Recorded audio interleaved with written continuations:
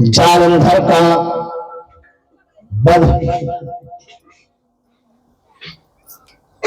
तुलसी धात्रे और बरबरी की उत्पत्ति,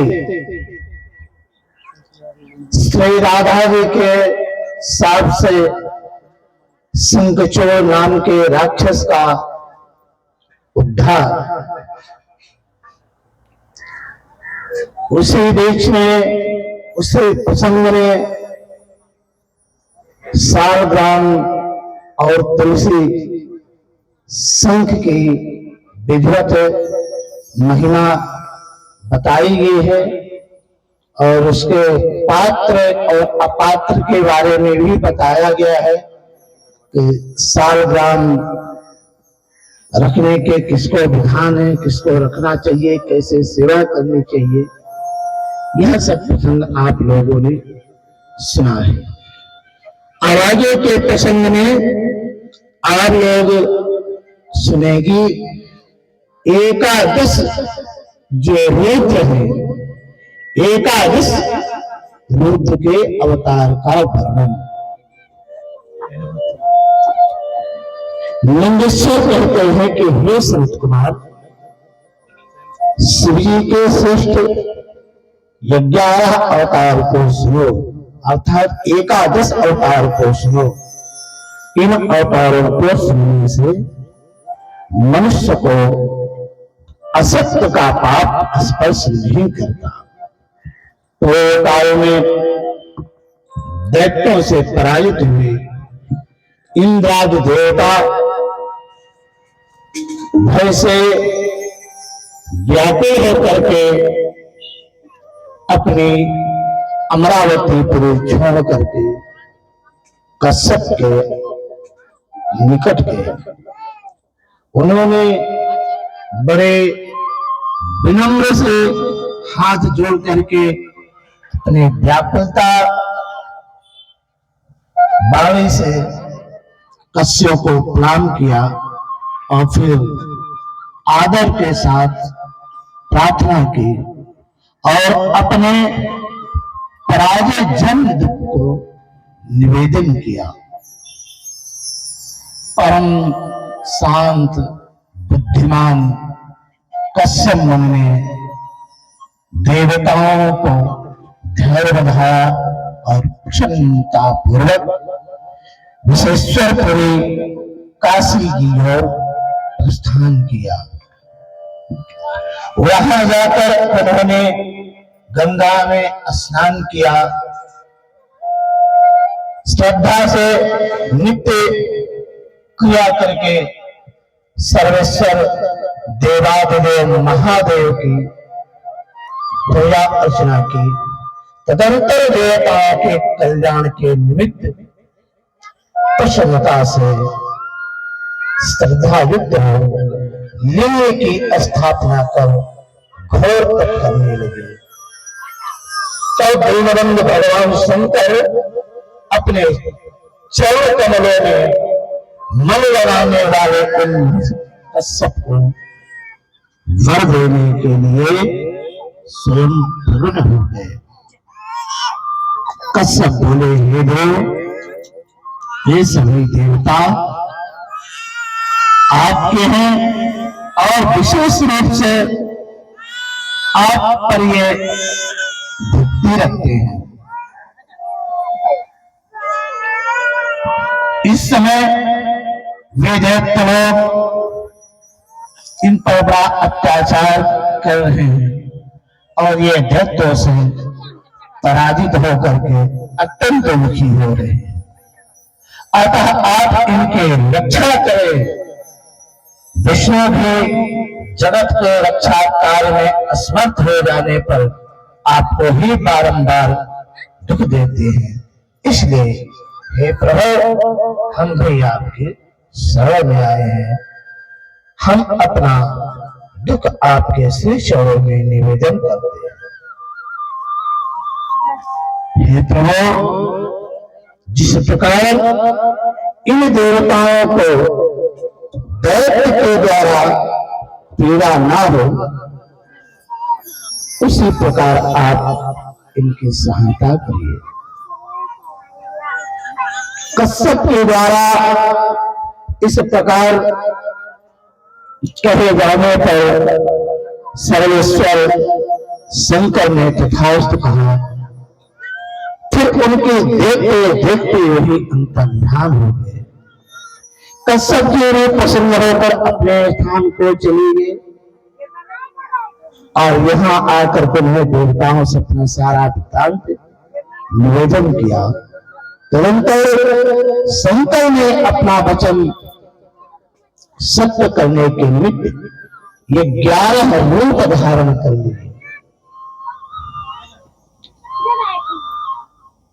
11 रूप धारण कर कश्यप से उनकी सुरभि नाम की पत्नी ने अवतार धारण किया। शंकर के सुरभि में अवतार लेने पर सर्वत्र उत्सव होने लगा। सारा जगत से हो गया। देवता कश्यप बहुत प्रसन्न हो गए। सुरभि की जो 11 पुत्र हैं, कपाली, दूसरे हैं पिंगल, तीसरे भीम, चौथा विरूपाक्ष, पांचवा विलोही, छठवां शास्ता, सातवां अजपाद, आठवां अहिर्वध्य, नौवां शंभु, 10वां चंद्र एवं 11वां भव। ये एकादश रुद्र के नाम कहा जाता है। यही सुरभि के पुत्र एकादश रुद्र के रूप में जाने जाते हैं, जो देवताओं के काल के लिए प्रकट हुए थे। ये सभी साक्षात शिव स्वरूप तथा सुख को प्रदान करने वाले हैं। महाबलवान कश्यप के द्वारा उत्पन्न हुए इन्हीं एकादश रुद्रों ने संग्राम में देवताओं की सहायता की तथा दैत्यों का वध किया। तदंतर रुद्रों की कृपा से देवता लोग निर्भय होकर के इंद्रायणी गणपति को अपने स्वराज्य को पा गए। किसी समय ब्रह्मा के निर्देश से पुत्र की इच्छा के कारण स्त्री सहित तप करने के लिए त्राक्षा नामक पर्वत पर गए। वहां इन महर्षि ने निर्विघ्ना नदी के तट पर अपने प्राणों को रोककर निर्जंग 100 वर्ष पर्यंत विधिपूर्वक महाघोर तप प्रारंभ कर दिया। उनके शरीर से अत्यंत पवित्र घनघोर और तेज अग्नि की ज्वाला प्रकट हुई। उस ज्वाला से संपूर्ण दग्ध प्राय हो गया। इंद्रादि जो देवता थे समस्त स्वर से जो भी उस तेज से प्रेरित हो गए। देवता एवं मुनिगण उस ज्वाला से प्रेरित ब्रह्मा के शरण में गए। देवताओं ने नमस्कार एवं स्तुति कर ब्रह्मदेव से अपना दुख निवेदन किया। उनकी बात सुन ब्रह्मा भी उन देवताओं को लेकर के शीघ्रता से विष्णुलोक को चले गए। देवताओं के साथ ब्रह्मदेव ने विष्णुलोक में जाकर के विष्णु को नमस्कार एवं उनकी स्तुति किया और अपना सारा दुख निवेदन किया। ब्रह्मा विष्णु एवं देवगणों को लेकर के रुद्रलोक को गए। वहां उन्होंने देवादेव महादेव को प्रणाम किया और उनकी स्तुति की। फिर श्रेष्ठ ब्रह्मादि तीनों देवों ने वर देने के लिए शीघ्र अत्रि मुनि के आश्रम पर पहुंचे। अपने अपने हंस वाहनादि चिन्हों से चिन्हित उन देवताओं को देखते ही मुनिसत्तम महर्षि अत्रि के यहाँ गए। महर्षि अत्रि ने उन्हें प्रणाम किया और अपने इनको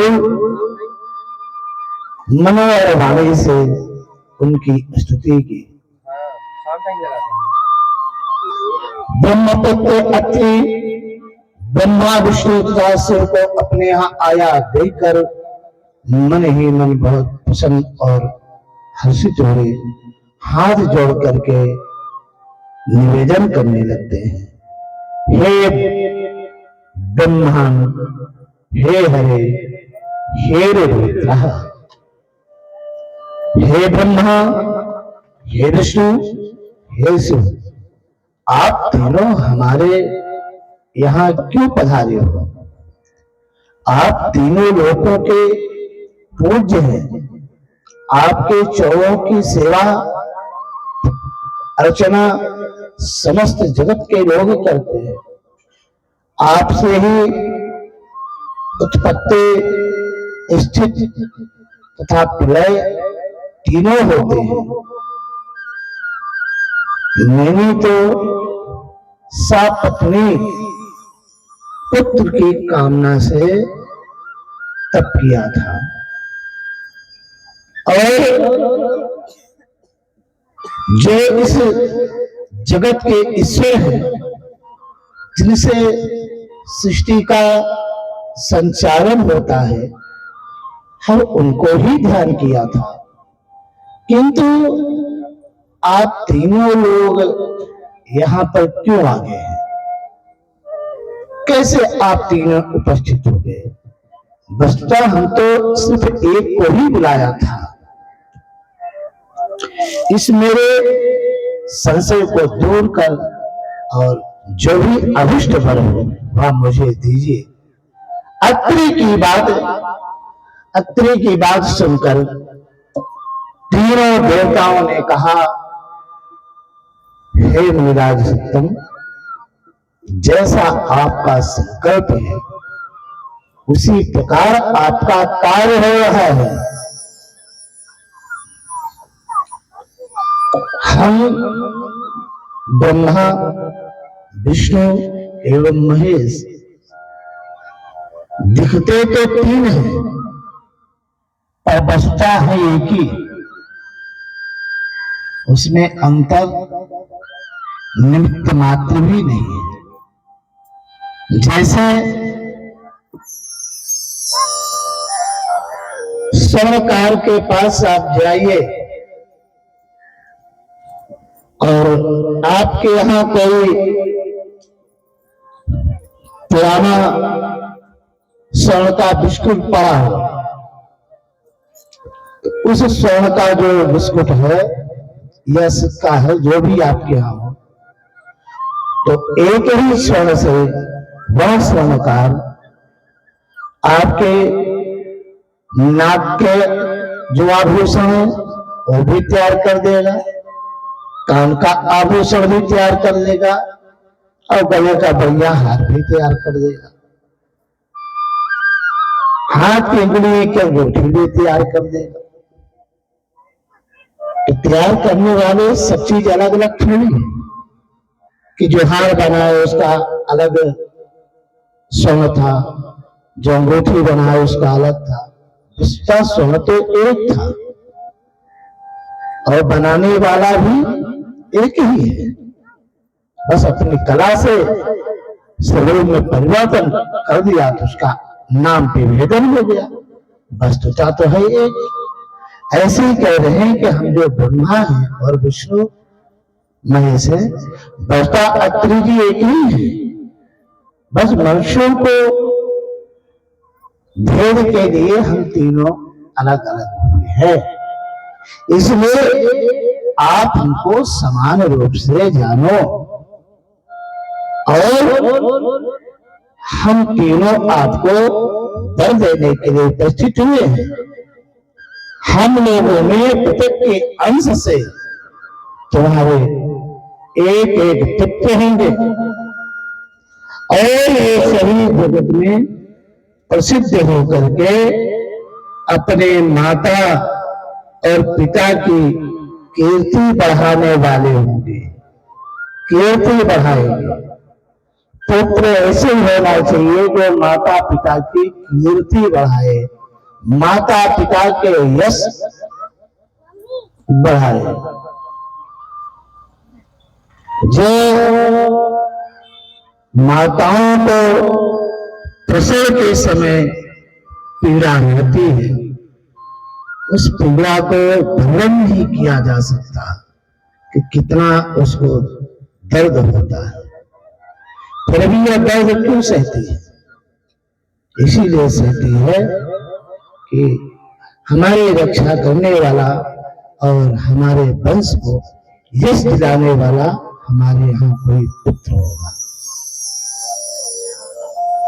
तुलसीदास जैसा कोई कवि हमारे यहाँ पैदा ले लेगा, ध्रुव जैसा हमारे यहाँ कोई वंश में पुत्र उत्पन्न होगा, तो ध्रुव और प्रहलाद बनाने की इच्छा से अत्यंत जो पीड़ा देने वाला वह दुख है उसको भी सहन करती है। वीडियो पसंद है और जीव भी कर पाता है,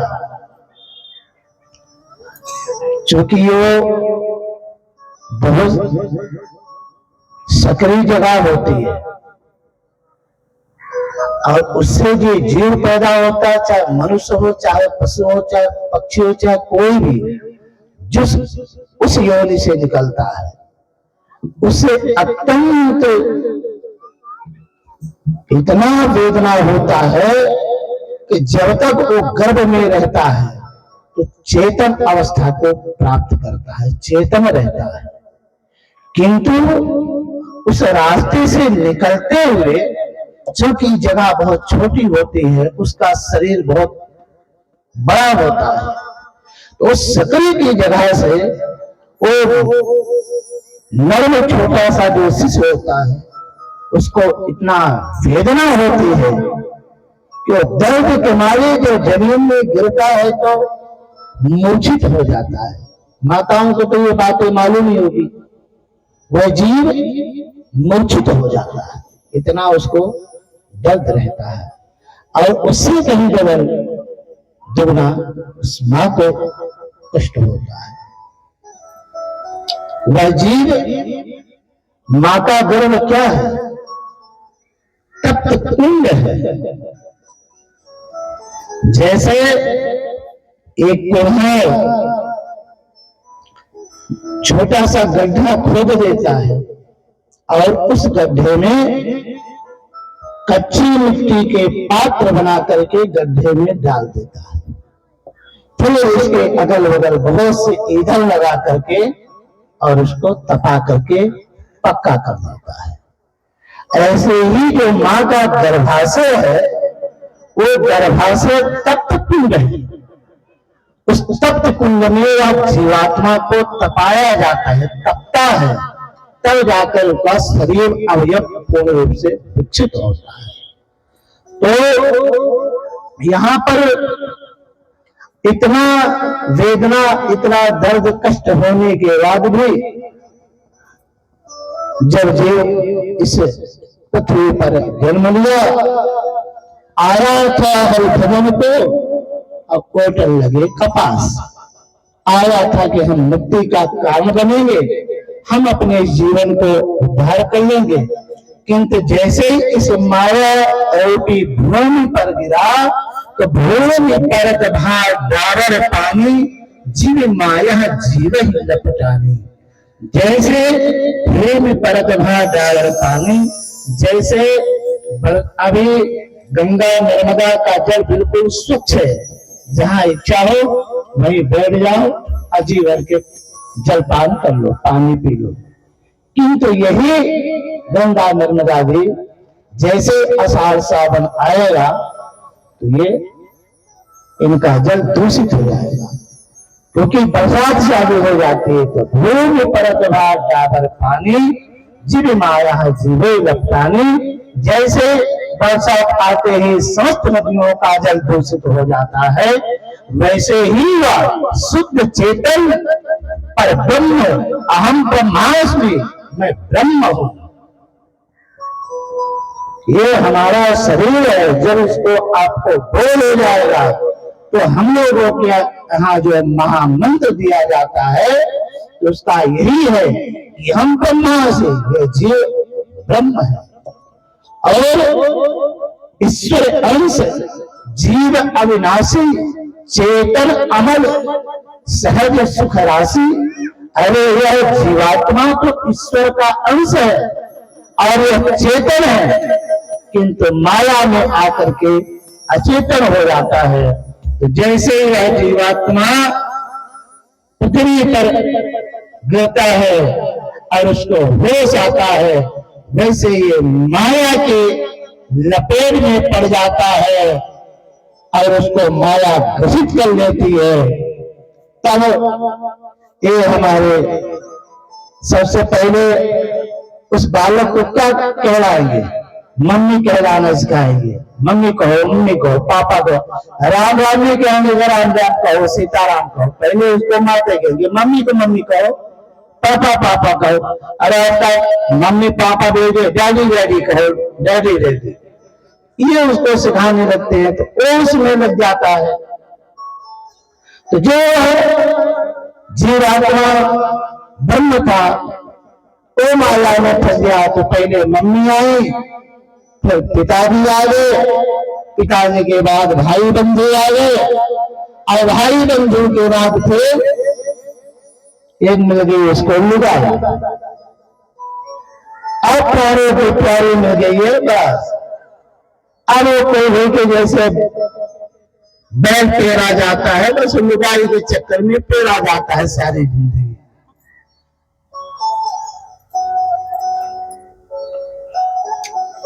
उसको माया फिर छोड़ती नहीं है। तो यहां पर कह रहे हैं तीनों देव, हे अत्रि तुम्हें 3 संतान प्राप्त होगी और वह तीनों जो संतान है तुम्हारे यश को, तुम्हारे गुण को मान बढ़ाने वाले होंगे, कीर्ति को बढ़ाने वाले होंगे। और